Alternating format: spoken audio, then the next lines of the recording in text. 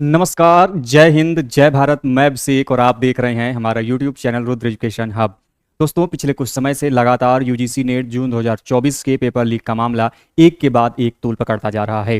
दोस्तों, बीते 19 जून को जब ये पेपर लीक के मामले के बाद यूजीसी नेट और एनटीए की तरफ से दोस्तों जब ये पेपर को रद्द कर दिया गया, अर्थात इस पेपर को कैंसिल कर दिया गया, तो उसके बाद दोस्तों जो भी स्टूडेंट थे, जो भी कैंडिडेट थे, जो एस्पिरेंट्स थे, उनमें काफ़ी ज़्यादा निराशा हाथ लगी। क्योंकि दोस्तों पेपर लीक का ये मामला उनके लिए तो ठीक था जिनके पेपर ठीक नहीं गए थे, लेकिन दोस्तों वो कैंडिडेट, वो दोस्तों आपके ऐसे स्टूडेंट जिनके पेपर में इस पेपर से उम्मीदें लगी थी नेट जेआरएफ क्रैक करने की, उनके हाथ से दोस्तों काफी ज्यादा निराशा लगी। और इन्हीं की दोस्तों बात करेंगे क्योंकि आप सभी जानते हैं अब एनटीए की तरफ से एग्जाम को रिशेड्यूल कर दिया गया है और सीबीआई ने भी अपनी रिपोर्ट पेश कर दी है। तो ऐसे में क्या कुछ चांसेस हैं और इस पेपर लीक में इतनी आखिर मजाकिया हाल क्यों बना हुआ है?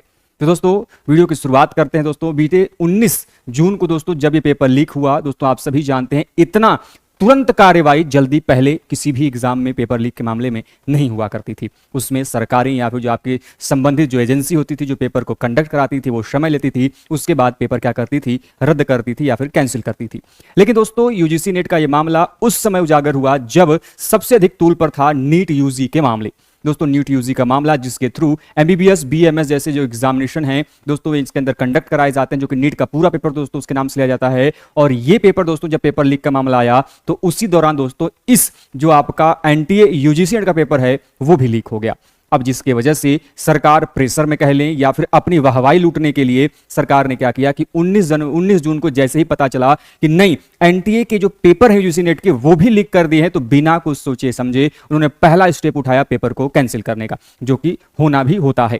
लेकिन अब ऐसे में दो चीजें हुई कि ठीक है आपने पेपर कैंसिल किया और उसके बाद कुछ दिनों बाद आपने एक नया नोटिफिकेशन जारी किया कि अब हमारे जो एग्जाम होंगे वो 21 अगस्त से लेकर 4 सितंबर के बीच में हम लेंगे।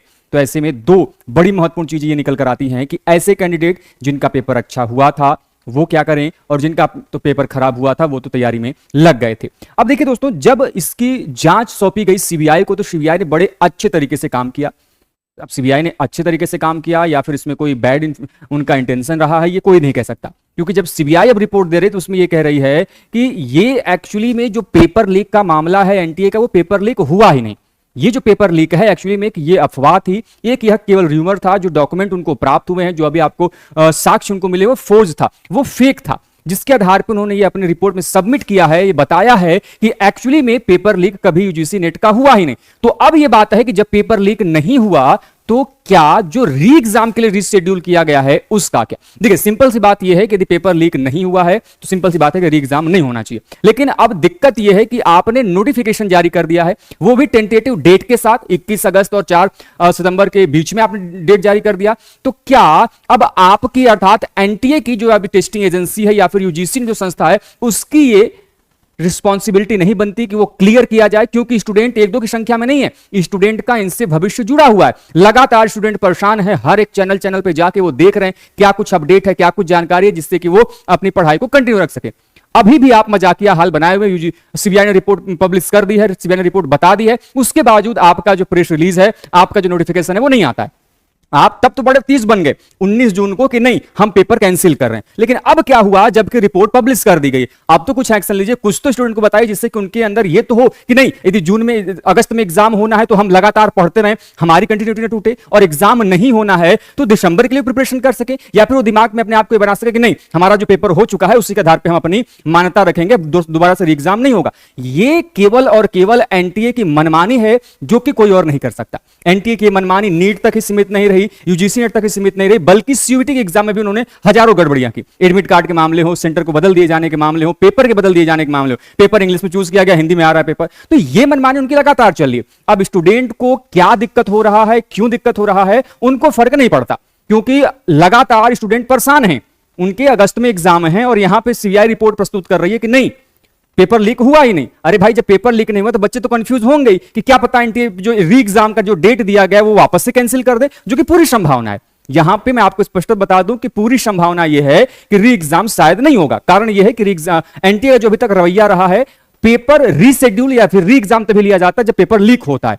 अब हालांकि पेपर लीक हुआ ही नहीं, रिपोर्ट में ये फाइंडिंग में कह दी गई है, तो ऐसे में चांसेस है कि पेपर जो होगा वो री एग्जाम नहीं होगा, क्योंकि री एग्जाम कराने में फिर से सेंटर लोकेट करना, पेपर को तैयार करना, बच्चों के चीजों को फैसिलिटीज को प्रोवाइड कराना, एनटीए का डबल खर्चा लगेगा। तो एनटीए चाहेगी कि दोबारा से पेपर न हो, लेकिन अभी तक एनटीए ने कोई भी अपना एक सिंगल नोटिफिकेशन भी नहीं निकाला है कि नहीं वास्तव में एनटीए करना क्या चाहती है, क्या एग्जाम लेगी, क्या एग्जाम नहीं लेगी।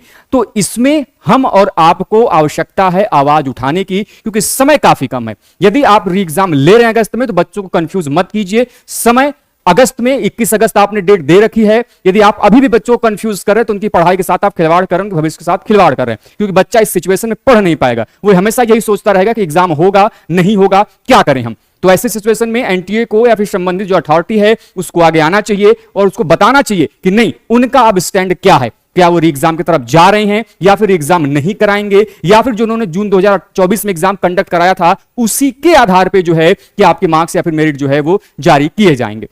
तो आपका दोस्तों, आप सभी का क्या स्टैंड है, क्या री एग्जाम कंडक्ट कराना चाहिए, और साथ में क्या जो एग्जाम हो चुका है 2024 का जून का, उसी के आधार पर रिजल्ट देना चाहिए। तो दोस्तों एक कमेंट बॉक्स में हमें जरूर से बताएं। उम्मीद करते दोस्तों ये वीडियो आपको जरूर पसंद आएगी। वीडियो को लाइक करिए, चैनल पर नए दोस्तों चैनल को सब्सक्राइब कीजिए, साथ ही बेल आइकन को प्रेस कीजिए, जिससे कि आपके पास वीडियोस की लेटेस्ट नोटिफिकेशन सबसे पहले आप सभी तक पहुंचती रहे। तो मिलते दोस्तों नेक्स्ट वीडियो में, तब तक के लिए स्वस्थ रहिए, मस्त रहिए। जय हिंद, जय भारत, हर हर महादेव।